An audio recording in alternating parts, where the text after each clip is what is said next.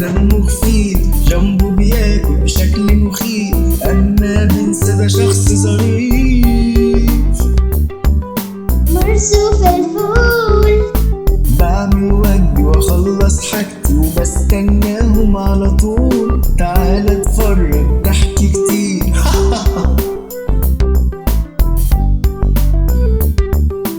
مرسو فلفول. في ليلة من ليالي الشتاء الجميلة قاعد فلفول يخلص واجباته وجنبه الهوت شوكليت اللي ماما عملتهوله. دخلت مامته عليه مستغربة، الله، ليه فلفول قضى وقت طويل كده في الواجب؟ معقولة كل ده يا فلفول بتعمل واجبك؟ طولت كده ليه يا حبيبي؟ ده الهوت شوكليت خلاص بقى كولد شوكليت. اصل يا ماما مس غزولة قالت لنا نعمل الواجب مظبوط ونكتب بنظام ونحسن الخطوط. يا خبر يا فلفول، انت مسحت اللي كتبته لدرجة ان الكراسة اتبرت يا حبيبي من تحسين الخطوط. ما انا يا ماما كل ما اكتب حرف الاقيه مش مظبوط قوي اقوم مسحه وكاتبه تاني.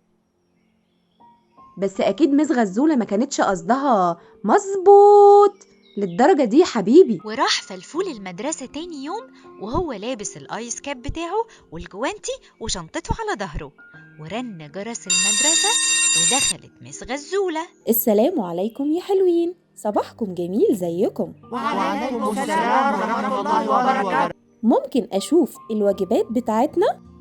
اتفضلي يا مس غزولة. ياه، ده انت كتبت الواجب كتير خالص أكتر من مرة يا فلفول ومسحت كتير.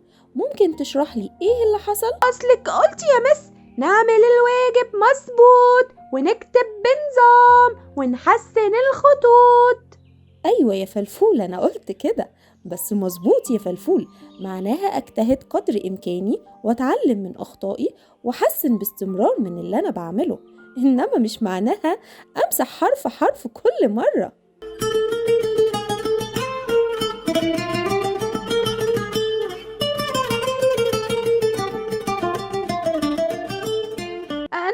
انا كنت حاسس بالتوتر يا مس وكنت عايز يطلع من غير اخطاء خالص. فهمتك يا فلفول، انت كنت عايز تعمل الواجب بشكل مثالي، والمثالية دي هي اللي سببت لك التوتر وما كانش عاجبك اي حاجة بتعمل. تمثيلية ايه يا مس؟ انا مش بتفرج على التلفزيون غير لما بخلص واجباتي الاول.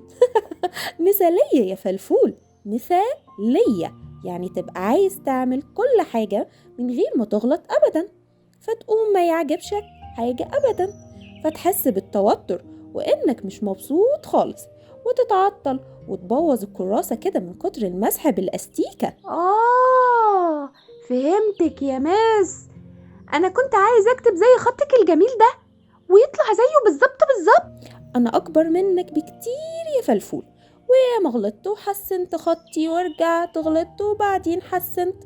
انك توصل لحاجة كويسة ده محتاج منك لتدريب طويل، بس المهم وانت متقبل من جواك انك بتغلط والخطأ عادي، ما تمسحش كتير وكمل وانت بتجتهد تحسن خطك كل مرة. شفت سهلة ازاي ومريحة ومن غير توتر ولا تمثيلية؟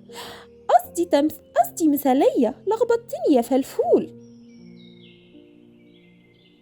تعالى بقى نتفق اتفاق جديد، اعمل الواجب مظبوط واكتب بنظام وحسن الخطوط من غير مثالية يا قطقوط. يعني يا مس لما اجي اكتب الواجب بتاعي ممكن اجرب احسن خطي مرتين او 3 كده، ولو لقيته مش مظبوط زي الخط بتاع حضرتك ساعتها اقول لنفسي يعني مفيش مشكلة يا فلفول الفلافيل انت، ونجرب تاني في الواجب بتاع اليوم اللي بعده واستمتع انا بوقتي بقى مع ماما وبابا واستريح. بالظبط كده، انت فهمتني يا فلفول الفلافيل انت.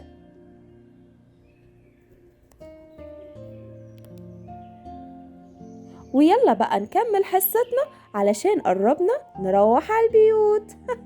ضحك الفصل مع فلفول ومس غزولة وتعلموا كلهم الخط الجميل وكمان معنى جميل ومهم لحياتهم كلها. مش ممكن حد مش هيغلط، كلنا بنعمل أخطاء طول الوقت، بس المهم نتعلم منها ونحسن من نفسنا دايما. واستنونا يا أصحابي في حلقة جديدة الأسبوع الجاي من مواقف فلفول. سلام يا أصحابي.